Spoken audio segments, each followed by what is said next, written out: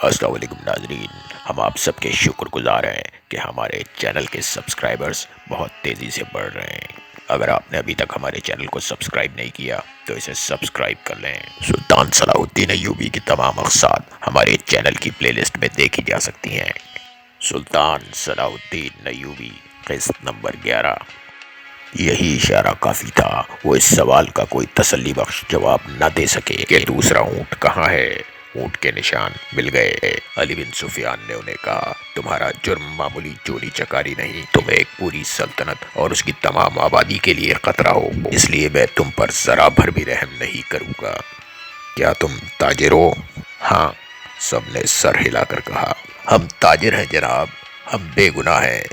علی بن سفیان نے کہا، اپنے ہاتھوں کی الٹی طرف میری طرف کرو۔ پانچوں نے ہاتھ الٹے کر کے آگے کر دیے۔ علی نے سب کے بائیں ہاتھ کے انگوٹھے اور درمیانی انگلی کی درمیانی جگہ کو دیکھا اور ایک آدمی کو کلائی سے پکڑ کر اسے گھسیٹ لیا۔ کمان اور ترکش کہاں چھپا رکھی ہے؟ اس آدمی نے معصوم بننے کی بہت کوشش کی۔ علی نے سلطان ایوبی کے ایک محافظ کو اپنے پاس بلا کر اس کے ہاتھ کے الٹی طرف کی درمیانی جگہ اسے دکھائی۔ اس کے انگوٹھے کی الٹی طرف جہاں انگوٹھا ہتھیلی کے ساتھ ملتا ہے، یعنی جہاں جوڑ ہوتا ہے، وہاں ایک نشان تھا۔ بالکل ویسا ہی نشان اس آدمی کے انگوٹھے کے جوڑ پر بھی تھا۔ علی نے اسے اپنے محافظ کے متعلق بتایا کہ یہ سلطان ایوبی کے ساتھ ہوتا ہے اور بہترین تیر انداز ہے، اور یہ نشان اسی کا ثبوت ہے کہ یہ تیر انداز ہے۔ اس کے انگوٹھے کے الٹی طرف ایک مدھم سا نشان تھا، جیسے وہاں بار بار کوئی چیز رگڑی جاتی ہے۔ یہ تیروں کے رگڑ کے نشان تھے۔ تیر دائیں ہاتھ سے پکڑا جاتا ہے اور کمان بائیں ہاتھ سے پکڑی جاتی ہے۔ تیر کا اگلا حصہ بائیں ہاتھ کے انگوٹھے پر ہوتا ہے، اور جب تیر کمان سے نکلتا ہے تو انگوٹھے پر رگڑ کھا جاتا ہے۔ ایسا نشان ہر ایک تیر انداز کے ہاتھ پر ہوتا ہے۔ علی بن سفیان نے اسے کہا، ان پانچ میں تم اکیلے تیر انداز ہو، کمان اور ترکش کہاں ہے؟ پانچوں چپ رہے۔ علی نے ان پانچ میں سے ایک کو پکڑ کر محافظوں سے کہا، اس کو سامنے اس درخت کے ساتھ باندھ دو۔ اسے کھجور کے ایک درخت کے ساتھ کھڑا کر کے باندھ دیا گیا۔ علی نے اپنے تیر انداز کے کان میں کچھ کہا۔ تیر انداز نے کندھے سے کمان اتار کر اس میں تیر رکھا اور درخت سے بندھے ہوئے آدمی کا نشانہ لے کر تیر چھوڑا۔ تیر اس آدمی کی دائیں آنکھ میں اتر گیا، وہ تڑپنے لگا۔ علی نے باقی چار سے مخاطب ہو کر کہا، تم میں کتنے ہیں جو صلیب کی خاطر اس طرح تڑپ تڑپ کر جان دینے کو تیار ہیں؟ اس کی طرف دیکھو۔ انہوں نے اس طرف دیکھا تو وہ آدمی چیخ رہا تھا، تڑپ رہا تھا، اور اس کی آنکھ سے خون بری طرح بہہ رہا تھا۔ میں تم سب سے وعدہ کرتا ہوں، علی بن سفیان نے کہا، کہ باعزت طریقے سے تم سب کو سمندر پار بھیج دوں گا۔ دوسرے اونٹ پر کون گیا ہے؟ کہاں گیا ہے؟ تمہارا اپنا ہی کماندار ہم سے ہمارا اونٹ چھین کر لے گیا ہے، ایک آدمی نے کہا، اور ایک لڑکی بھی، علی بن سفیان نے کہا۔ تھوڑی ہی دیر بعد علی بن سفیان کے فن نے ان سے اعتراف کروا لیا کہ وہ کون ہیں اور کیا ہیں، مگر انہوں نے یہ جھوٹ بولا کہ لڑکی رات خیمے سے بھاگ گئی تھی، اور اس نے بتایا کہ صلاح الدین ایوبی نے رات اسے اپنے خیمے میں رکھا تھا، اور اس نے شراب بھی رکھی تھی اور لڑکی کو بھی پلائی تھی، اور لڑکی گھبراہٹ اور خوف کے عالم میں آئی تھی۔ اس کے تعاقب میں ایک فخر المصری نام کا کماندار آیا اور لڑکی کو زبردستی اونٹ پر بٹھا کر لے گیا۔ انہوں نے وہ تمام بہتان علی بن سفیان کو سنائے جو لڑکی نے سلطان ایوبی پر لگائے تھے۔ علی نے مسکرا کر کہا، تم پانچ تربیت یافتہ عسکری ہو اور تیر انداز بھی ہو، اور ایک آدمی تم سے لڑکی بھی لے گیا اور ایک اونٹ بھی۔ اس نے انہی کی نشاندہی پر زمین میں دبائی ہوئی کمان اور ترکش بھی نکلوا لیا۔ ان چاروں کو خیمہ گاہ میں بھجوا دیا گیا۔ پانچواں آدمی تڑپ تڑپ کر مر چکا تھا۔ اونٹ کے پاؤں کے نشان صاف نظر آ رہے تھے۔ علی بن سفیان نے 10 سوار بلوائے اور اپنی کمان میں لے کر اس طرف روانہ ہو گیا، مگر اونٹ کی روانگی میں اور علی بن سفیان کی روانگی میں تقریباً 14-15 گھنٹوں کا فرق تھا۔ اونٹ تیز تھا اور اسے آرام کی بھی زیادہ ضرورت نہیں تھی۔ اونٹ پانی اور خوراک کے بغیر 6-7 دن تر و تازہ رہ سکتا ہے۔ اونٹ کے مقابلے میں گھوڑوں کو راستے میں کئی بار پانی اور آرام کی ضرورت تھی۔ ان عناصر نے تعاقب ناکام بنا دیا۔ اونٹ نے 14-15 گھنٹوں کا فرق پورا نہ ہونے دیا۔ فخر المصری نے تعاقب کے پیش نظر قیام بہت کم کیا تھا۔ علی بن سفیان کو راستے میں صرف ایک چیز ملی، یہ ایک تھیلا تھا۔ اس نے رک کر تھیلا اٹھایا، کھول کر دیکھا اس میں کھانے پینے کی چیزیں تھیں۔ اس تھیلے میں ایک اور تھیلا تھا، اس میں بھی وہی چیزیں تھیں، لیکن علی بن سفیان کی سونگھنے کی تیز حس نے اسے بتا دیا کہ ان اشیاء میں حشیش ملی ہوئی ہے۔ راستے میں اسے 2 جگہ ایسے آثار ملے تھے جن سے پتا چلتا تھا کہ یہاں اونٹ رکا ہے اور سوار یہاں بیٹھے ہیں۔ کھجوروں کی گٹلیاں، چھلکے اور بیج پھیلے ہوئے تھے۔ تھیلے نے اسے شک میں ڈال دیا۔ اس کے ذہن میں یہ شک نہ آیا کہ لڑکی فخر المصری کو اپنے محافظ کے طور پر حشیش کے نشے میں ساتھ لے جا رہی ہے۔ تاہم تھیلا اس نے اپنے پاس رکھا، مگر تھیلے کی تلاشی نے وقت ضائع کر دیا تھا۔ فخر المصری اور موبی منزل تک نہ بھی پہنچتے اور راستے میں پکڑے بھی جاتے تو کوئی فرق نہ پڑتا۔ سوڈانی لشکر میں ناجی اور ان کے ساتھی جو زہر پھیلا چکے تھے وہ اثر کر گیا تھا۔ فاطمی خلافت کے وہ فوجی سربراہ جو دراصل جرنیل مگر حاکم بنے ہوئے تھے، وہ سلطان صلاح الدین ایوبی کو ایک ناکام امیر اور بیکار حاکم ثابت کرنا چاہتے تھے۔ مسلمان حاکم حرم میں ان لڑکیوں کے اسیر ہو گئے تھے جو زیادہ تر یہودی اور عیسائی تھیں۔ ان کے نام اسلامی تھے، حکومت کا کاروبار خود ساختہ افسر چلا رہے تھے۔ وہ منمانی کر رہے تھے اور وہ نہیں چاہتے تھے کہ صلاح الدین ایوبی جیسا کوئی مذہب پسند حاکم مسلمانوں کو جگا دے۔ سلطان ایوبی کے پہلے معرکوں سے جو انہوں نے اپنے چچا شیرکو کے قیادت میں لڑے تھے، وہ جان چکے تھے کہ اگر یہ شخص اقتدار میں آ گیا تو اسلامی سلطنت کو اخلاقیات اور مذہب کی پابندیوں میں جکڑ دے گا۔ لہذا انہوں نے ہر وہ داؤ کھیلا جو سلطان ایوبی کو چاروں خانے چت کر سکتا تھا۔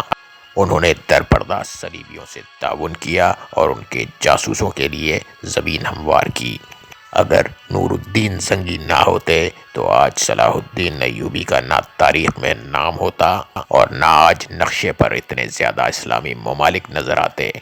نور الدین زنگی رحمۃ اللہ علیہ نے ہمیشہ سلطان صلاح الدین ایوبی کے ذرا سے اشارے پر بھی کمک بھیجی۔ صلیبیوں نے مصری فوج کے سوڈانیوں کے بلاوے پر بحیرہ روم سے حملہ کیا تو نور الدین زنگی رحمۃ اللہ علیہ نے خشکی پر صلیبیوں کی ایک زمین پر حملہ کر کے اس لشکر کو مفلوج کر دیا جو مصر پر حملہ کرنے کے لیے جا رہا تھا۔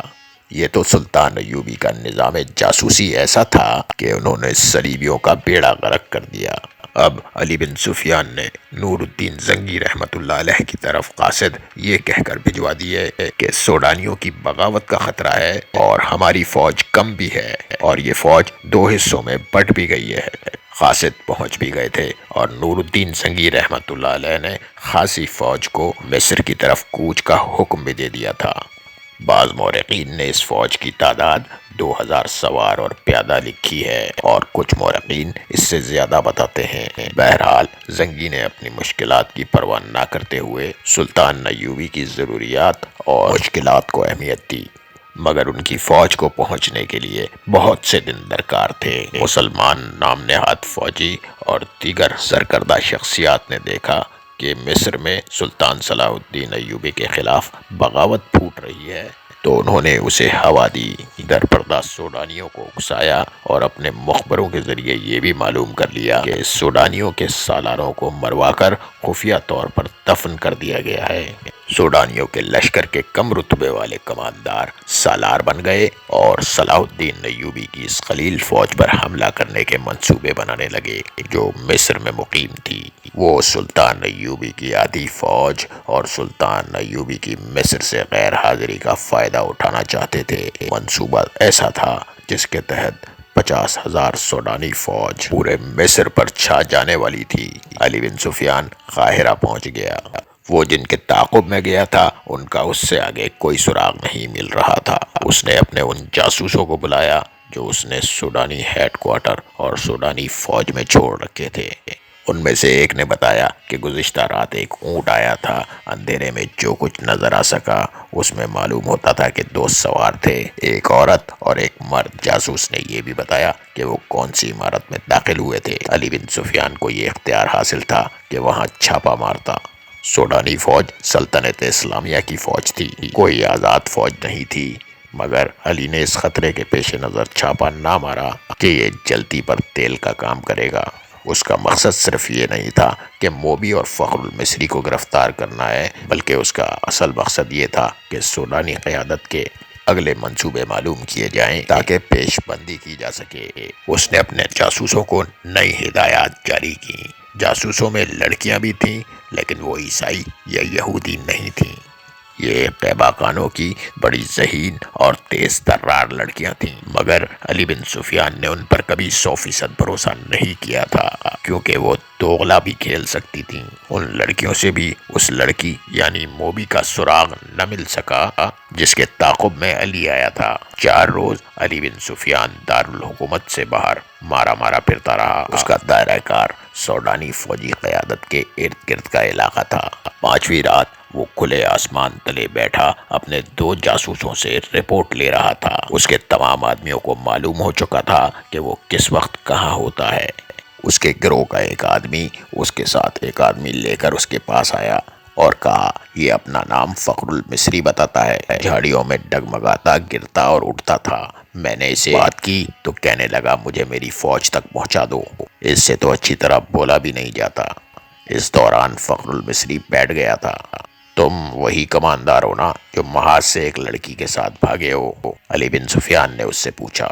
میں سلطان کی فوج کا بھگوڑا ہوں، فخر نے ہکلاتی لڑکھڑاتی زبان میں کہا۔ سزائے موت کا حقدار ہوں، لیکن میری پوری بات سن لیں ورنہ تم سب کو سزائے موت ملے گی۔ علی بن سفیان اس کے لب و لہجے سے سمجھ گیا کہ یہ شخص نشے میں ہے یا نشے کی طلب نے اس کا یہ حال کر رکھا ہے۔ وہ اسے اپنے دفتر میں لے گئے اور اسے وہ تھیلا دکھایا جو انہیں راستے میں پڑا ملا تھا۔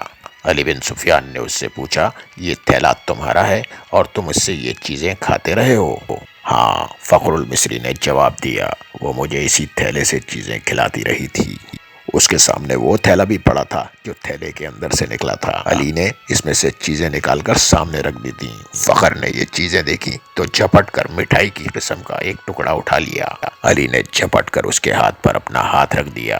فخر نے بے تابی سے کہا، خدا کے لیے مجھے یہ کھانے دو، میری جان اور میری روح اسی میں ہے۔ مگر علی نے اس سے وہ ٹکڑا چھین لیا اور کہا، پہلے مجھے ساری واردات سناؤ، پھر یہ ساری چیزیں اٹھا لینا۔ فخر المصری نڈال اور بے جان ہوا جا رہا تھا۔ علی بن سفیان نے اسے ایک سفوف کھلا دیا جو حشیش کا توڑ تھا۔ فخر نے اسے تمام تر واقعہ سنا دیا کہ وہ کیمپ سے لڑکی کے تعاقب میں کس طرح گیا تھا۔ تاجروں نے اسے قہوہ پلایا تھا جس کے اثر سے وہ کسی اور دنیا میں جا پہنچا تھا۔ تاجروں یعنی صلیبی جاسوسوں نے اس سے جو باتیں کی تھیں وہ بھی اسے بتائیں، اور پھر جس طرح لڑکی کے ساتھ اس نے سفر کیا تھا کہ وہ مسلسل چلتے رہے۔ اونٹ نے بڑی اچھی طرح ساتھ دیا، رات کو تھوڑی دیر قیام کرتے تھے اور لڑکی اسے کھانے کو دوسرے تھیلے میں سے چیزیں دیتی تھی۔ وہ اپنے آپ کو بادشاہ سمجھتا تھا۔ لڑکی نے اسے اپنی محبت کا یقین دلایا اور شادی کا وعدہ کیا تھا، اور یہ شرط رکھی تھی کہ وہ اسے سوڈانی کمانداروں تک پہنچا دے۔ وہ رستے میں ہی لڑکی کو شادی کے بغیر بیوی بنانے کی کوشش کرتا رہا، لیکن لڑکی اسے اپنی باہوں میں لے کر پیار اور محبت کی ایسی باتیں کرتی کہ خواہش کو مار دیتی۔ فخر المصری نے یہ محسوس تک نہ کیا کہ لڑکی نے اسے حشیش اور اپنے شباب کے قبضے میں لیا ہوا ہے۔ تیسرے پڑاؤ میں جب انہوں نے کھانے پینے کے لیے اونٹ روکا تو انہوں نے تھیلا غائب پایا جو شاید اونٹ کے دوڑنے سے کہیں گر پڑا تھا۔ لڑکی نے اس سے کہا کہ واپس چل کر تھیلا ڈھونڈ لیتے ہیں، لیکن فخر المصری نے کہا کہ وہ بھگوڑا فوجی ہے اور یقیناً اس کا تعاقب ہو رہا ہوگا۔ لڑکی ضد کرنے لگی کہ تھیلا ضرور ڈھونڈیں گے۔ فخر نے اسے یقین دلایا کہ بھوکا مرنے کا کوئی خطرہ نہیں، راستے میں کسی آبادی سے کچھ لے دیں گے، مگر لڑکی آبادی کے قریب جانا نہیں چاہتی تھی۔ وہ کہتی تھی کہ واپس چلو، لیکن فخر المصری نے اسے زبردستی اونٹ پر بٹھا لیا اور اس کے پیچھے بیٹھ کر اونٹ کو دوڑا دیا۔ تیسری رات تھی۔ اگلی شام وہ شہر سے باہر سوڈانیوں کے ایک کماندار کے یہاں پہنچے، مگر فخر المصری اپنے سر کے اندر ایسی بے چینی محسوس کرنے لگا جیسے کھوپڑی میں کیڑے رینگ رہے ہوں۔ آہستہ آہستہ وہ حقیقی دنیا میں آ گیا۔ وہ سمجھ نہ سکا کہ یہ حشیش نہ ملنے کا اثر ہے۔ اس کی تصوراتی بادشاہی ریگستان میں تھیلے میں کہیں گر گئی تھی۔ لڑکی نے اس کے سامنے کماندار کو صلیبیوں کا پیغام دیا اور اسے بغاوت پر اکسایا۔ فخر پاس بیٹھا سنتا رہا اور اس کے ذہن میں پڑے ہوئے کیڑے تیزی سے رینگنے لگے۔ نشہ اتر چکا تھا۔ اسے یاد آیا کہ وہ محاذ سے بھاگ آیا ہے۔ لڑکی یعنی موبی کو یہی خوش فہمی ہوگی کہ فخر المصری پر نشہ طاری ہے، چنانچہ اس نے بے خوف کماندار سے یہ بھی کہہ دیا کہ سلطان ایوبی اور علی بن سفیان کے درمیان یہ غلط فہمی پیدا کرنی ہے کہ وہ ظاہری طور پر نیک بنا پھرتا ہے لیکن وہ شراب کا دل دادا ہے۔ ان کی اس طویل گفتگو میں بغاوت کی باتیں بھی ہوئی۔ فخر المصری پوری طرح بیدار ہو چکا تھا لیکن اس کے سر کی بے چینی اسے بری طرح پریشان کر رہی تھی۔ لڑکی نے کماندار سے کہا اگر بغاوت کرنی ہے تو وقت ضائع نہ کرے۔ سلطان صلاح الدین ایوبی محاذ پر ہے اور الجھا ہوا ہے۔ لڑکی نے سوڈانی کمانڈار کو یہ جھوٹ بھی بولا کہ صلیبی 3-4 دنوں بعد دوسرا حملہ کرنے والے ہیں۔ سلطان ایوبی کو یہاں سے بھی فوج محاذ پر بلانی پڑے گی۔ کماندار نے لڑکی کو بتایا کہ 6-7 دنوں تک سوڈانی لشکر یہاں کی فوج پر حملہ کر دے گا۔ فخر یہ ساری گفتگو سنتا رہا۔ آدھی رات کے بعد اسے ایک الگ کمرے میں بھیج دیا گیا جہاں اس کے سونے کا انتظام کیا گیا تھا۔ لڑکی اور کماندار ایک ہی کمرے میں رہے۔ بیچ میں ایک دروازہ تھا جو بند کر دیا گیا تھا۔ اسے نیند نہیں آ رہی تھی۔ اس نے دروازے کے ساتھ کان لگائے تو اس نے ہنسی کی آوازیں سنی، پھر لڑکی کے یہ الفاظ سنائی دیے، اسے حشیش کے زور پر یہاں تک لائی ہوں اور اس کی محبوبہ بنی رہی ہوں۔ مجھے ایک محافظ کی ضرورت تھی۔ حشیش کا تھیلا راستے میں گر پڑا تھا۔ اگر صبح سے خوراک نہ ملی تو یہ پریشان کرے گا۔ اس کے بعد فخر نے دوسرے کمرے سے جو آوازیں سنی وہ اسے صاف بتا رہی تھی کہ شراب پی جا رہی ہے اور بدکاری ہو رہی ہے۔ بہت دیر بعد اسے کماندار کی آواز سنائی دی، یہ آدمی اب ہمارے لیے بیکار ہے، اسے قید میں ڈال دیتے ہیں یا ختم کرا دیتے ہیں۔ لڑکی نے اس کی تائید کی۔ فخر المصری پوری طرح بیدار ہو گیا اور وہاں سے نکل بھاگنے کی سوچنے لگا۔ رات کا پچھلا پہر تھا۔ وہ اس کمرے سے نکلا، اس کا دماغ ساتھ نہیں دے رہا تھا۔ کبھی تو دماغ صاف ہو جاتا مگر زیادہ دیر دماغ معاف رہتا۔ صبح کی روشنی پھیلنے تک وہ خطرے سے دور نکل گیا تھا۔ اب اسے دوہرے تعاقب کا خطرہ تھا۔ دونوں طرف اسے موت نظر آ رہی تھی۔ اپنی فوج کے ہاتھوں گرفتار ہو جاتا تو بھی اسے سزا ملتی اور اگر سوڈانی پکڑ لیتے تو اسے فوراً قتل کر دیتے۔ وہ دن بھر فرعونوں کے کھنڈروں میں چھپا رہا۔ حشیش کی طلب، خوف اور غصہ اس کے دماغ کو بیکار کر رہا تھا اور رات تک وہ چلنے پھرنے سے بھی معذور ہوا جا رہا تھا۔ پھر اسے یہ بھی احساس نہ ہوا کہ وہ دن ہے کہ رات اور وہ کہاں ہے۔ اس کے دماغ میں یہ ارادہ بھی آیا کہ اس عیسائی لڑکی کو جا کر قتل کر دے۔ یہ سوچ بھی آئی کہ اونٹ یا گھوڑا مل جائے اور وہ محاذ پر واپس جا کر سلطان ایوبی کے قدموں میں گر جائے، مگر جو بھی سوچ آتی تھی اس پر اندھیرا چھا جاتا تھا۔ اسی حالت میں اسے یہ آدمی ملا۔ وہ چونکہ جاسوس تھا اس لیے اس نے اپنی تربیت کے مطابق فخر المصری کے ساتھ ہمدردی اور دوستی کی باتیں کی اور اسے علی بن سفیان کے پاس لے آیا۔ تصدیق ہو گئی کہ سوڈانی لشکر حملہ اور بغاوت کرے گا اور یہ کسی بھی لمحے ہو سکتا ہے۔ علی بن سفیان سوچ رہا تھا کہ مقامی کمانداروں کو فوراً چوکن نہ کرے اور سلطان ایوبی کو فوراً اطلاع دے، مگر وقت ضائع ہونے کا خطرہ تھا۔ اتنے میں اسے پیغام ملا کہ سلطان صلاح الدین ایوبی بلا رہے ہیں۔ وہ حیران ہو کر چل پڑا کہ سلطان کو تو وہ محاذ پر چھوڑ آیا ہے۔ وہ سلطان سے ملا تو سلطان نے بتایا کہ مجھے اطلاع دی گئی تھی کہ ساحل پر صلیبی جاسوسوں کا ایک گروہ موجود ہے اور ان میں سے کچھ ادھر بھی آ گئے ہوں گے۔ محاذ پر میرا کوئی کام نہیں رہ گیا تھا، میں کمان اپنے رفیقوں کو دے کر یہاں آ گیا۔ اس قدر بے چین تھا کہ میں یہاں بہت بڑا خطرہ محسوس کر رہا تھا۔ یہاں کی کیا خبر ہے؟ سلطان نے پوچھا۔ علی بن سفیان نے سلطان ایوبی کو ساری خبر سنا دی اور کہا اگر آپ اجازت دیں تو میں زبان کا ہتھیار استعمال کر کے بغاوت کو روکنے کی کوشش کروں یا سلطان زنگی کی مدد آنے تک ملتوی کرا دوں۔ میں جاسوسوں کو بھی استعمال کر سکتا ہوں۔ ہماری فوج بہت کم ہے، حملے کو نہیں روک سکے گی۔ سلطان ایوبی ٹہلنے لگے، ان کا سر جھکا ہوا تھا، وہ گہری سوچ میں کھو گئے تھے اور علی بن سفیان انہیں دیکھ رہا تھا۔ سلطان نے رک کر کہا ہاں علی، تم اپنی زبان اور اپنے جاسوس استعمال کرو۔ لیکن حملہ روکنے کے لیے نہیں بلکہ حملے کے حق میں۔ سوڈانیوں کو حملہ کرنا چاہیے مگر رات کے وقت جب ہماری فوج خیموں میں سوئی ہوئی ہوگی۔ علی بن سفیان نے حیرت سے سلطان کو دیکھا۔ سلطان نے کہا یہاں کے تمام کمانداروں کو بلوا لو اور تم بھی آ جاؤ۔ سلطان ایوبی نے علی بن سفیان کو یہ ہدایت بڑی سختی سے دی، سب کو یہ بتا دینا کہ ان کے سوا کسی کو یہ معلوم نہ ہو کہ میں محاذ سے یہاں آ گیا ہوں۔ سوڈانیوں سے میری یہاں پہنچنے کی اطلاع چھپائے رکھنا بہت ضروری ہے۔ میں بڑی احتیاط سے خفیہ طریقے سے یہاں آیا ہوں۔